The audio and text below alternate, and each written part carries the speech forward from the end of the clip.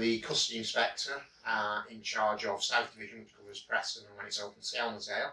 But I also have thematic responsibility for vulnerability across Lancashire. That entails, within custody, anybody who comes in who has vulnerabilities, anything that makes people vulnerable are covered by me within custody and working with partners around those issues. Currently, the main partners we work with day in, day out is the Liaison Diversion team, who are members of staff employed by the NHS, totally independent of the police, who come into custody and speak to the detainees, speak to the sergeants, liaise with the medical providers and other outside agencies to address any issues that the people coming into custody have. People, when they come into custody, obviously think the police are there to deal with crimes and punish people. So we're there to lock people up, lock bad guys up, put them in a cell, and they get punished accordingly by being detained in a police cell, put before the court or whatever other means of disposal we use, and that's how we're rolling life. However, with liaison diversion, there's a wider remit, and we're looking after people's vulnerability issues, looking at why people are committing crimes, why they're offending, what we can do within custody to try and prevent people from reoffending, prevent the constant recycle through the revolving door of custody, and looking at preventing further crimes, further victims down the line. I think we have a really good working relationship with L&D. They're starting to utilise peer support workers, which are going to go across the county soon, having been trialled at Preston, working with other agencies to try and help others who are going in the spiral of criminality, who have got vulnerabilities, who are reoffending. I think the peer support workers we've had at Preston as a trial has worked exceptionally well. And the work they are doing is exceptional. The case studies that they've had are superb, and we're now at the stage where we're looking at rolling peer support workers out across the county. The benefits for us are we're not constantly booking in the same people for the same or similar offences, charging them, putting them before the court, them getting bailed from court or given custodial sentences. The peer support workers are working to solve those and liaise with people, and by them having lived experience, they can understand and relate to the people they're dealing with. They can explain their own personal circumstances to them, what they've been through, what they've experienced, and they get that relationship going very early doors with the detainees. People leave custody, sometimes people don't want anything, which is fine. We'll offer them an assessment, we'll have a chat with them. We'll offer them help with their issues that's been identified through the risk assessment or from L&D screening. We've got an interim case management team which deal with community-based teams and referrals. We will then refer to the ICM team for them to deal with that individual and arrange for them to be seen in the community and to follow up anything that's been arranged at the original assessment. Then obviously as an add-on to that, we now have the peer mentors. That's the kind of support that we as practitioners, professionals, nurses, the sort of advice, lived experience advice we just can't offer. We know what services are available, we know how to deal with people, we know how to talk to people, we know how to assess people. But the peer mentors have that added experience, lived experience, which is what we were looking for to engage service users in a completely different way than we can. But then together we've got the experience and we've got the lived experience as well. And it's a two-pronged approach to dealing with service users and offering the best service we possibly can. We can, in that time, we can get them into the right services, whether that's rehab, drug and alcohol. We deal with homelessness, debt, mental health.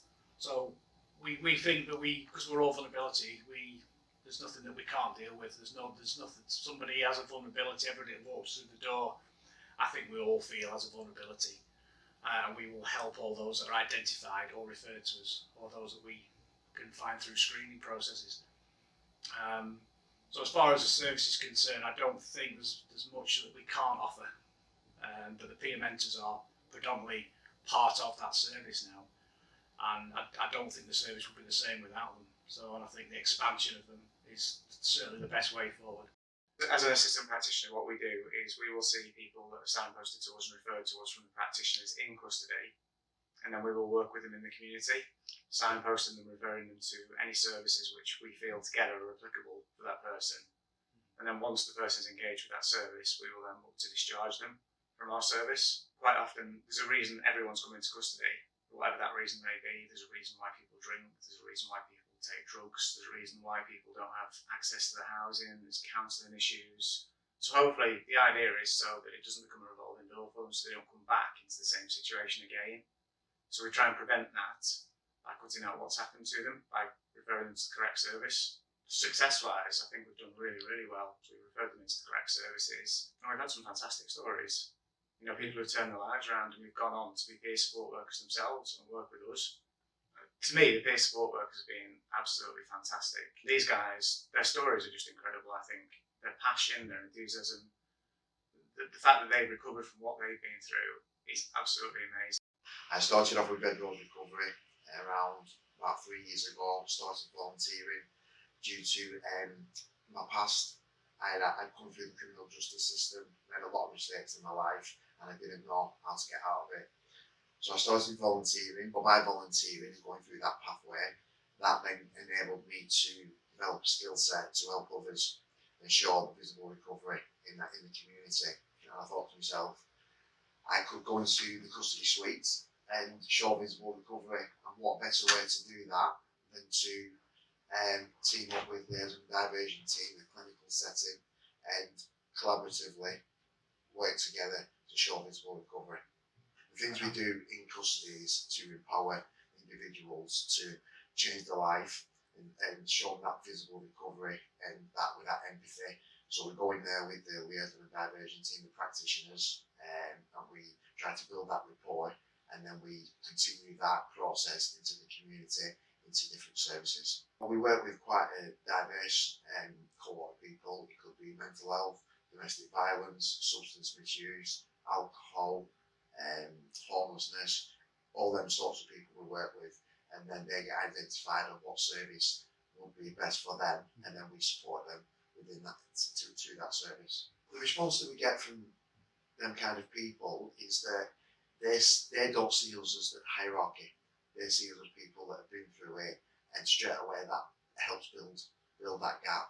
And straight away, so they see us as people that have been there and understand what they're going through. I actually love the job that I do because I can see that visible recovery and the journey. I'm privileged to be on that journey with the individuals and see them at the most vulnerablest, and then maybe going into employment, into training opportunities, getting the families back, the children back. So that's what is rewarding for me. My job role is a peer mentor, so basically I'm employed for my life experience. I've got lived experience in alcohol and drug misuse.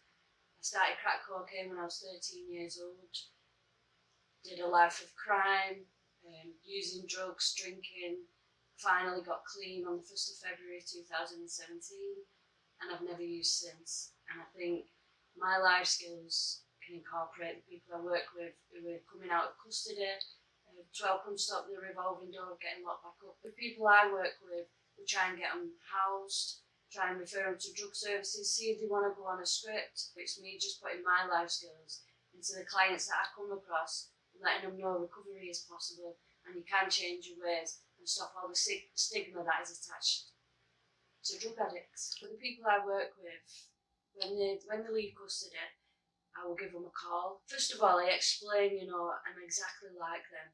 I might not be using drugs anymore, but I can get on a level with them.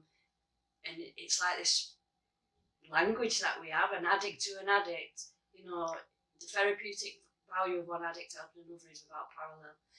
And I just let them know they're not alone. Try and just help them move forward. Maybe getting them into a bit of counselling, a bit of bereavement counselling. A lot of the women like me, I had domestic violence. Getting them into domestic violence services, getting them onto other groups with other people so they don't feel alone. Because I know when you're using, you feel alone, you feel it's only you who's doing the bad thing. You think everybody's going to judge you when they're not. People are there to help you. You just need to see it. And a lot of the time, we're speaking, we're like friends, and when I'm discharging people, sometimes it can be a bit upsetting because I've watched that person, been involved with social services. Like a lady we discharged last week, and she's just got a child back. And seeing that and saying goodbye to her, closing her, it can sometimes touch you a bit. The rewards I get back from this, just helping people, helps me also.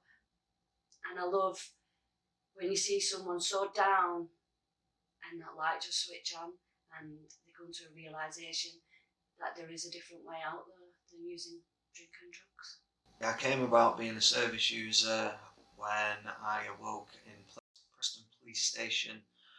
I'd been arrested for driving my vehicle whilst under the influence. I do consider myself to be an addict now.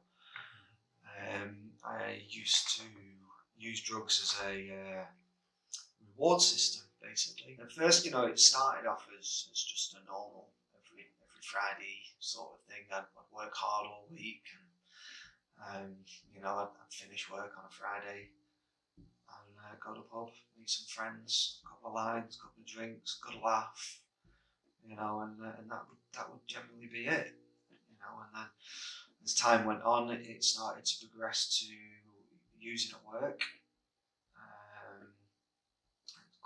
Quite soon got a grip of me, and it became a daily thing, daily exercise that I was doing, and it was something that I couldn't stop myself from doing. I needed it to work. I ended up taking the cocktail of drugs that I did on the night that I committed the offence. It was down to a few factors. I just moved into a new property with my partner. We were having a baby. Baby had just been born 2 weeks prior. Got a new car. And it was 2020, and COVID and the lockdown was massive. I'd lost a lot of work. I'd gone from doing quite a lot of window cleaning and general cleaning. So in the space of a day when we went into lockdown, my income was slashed by 2/3 of what it normally would be. I was using drugs as a coping mechanism, basically. It was all getting a bit too much. And very shortly after leaving custody, I was contacted by Liaison Diversion, by Scott Parker, who became my key worker. And Liaison Diversion sort of geared me in that direction. They signposted me into Red Rose Recovery, where there was an abundance of things to be able to do, even in the pandemic. It's just a feeling of being involved and knowing you're not alone anymore. And Liaison's Diversion and Red Rose have shown me that way. Without these people in there, I don't know where I'd be now. I really don't know where I'd be. I've got a feeling I know where I'd be, but it's somewhere that I'm not. I'm coming through it. I'm in recovery now. And it's through these guys that I'm in this recovery.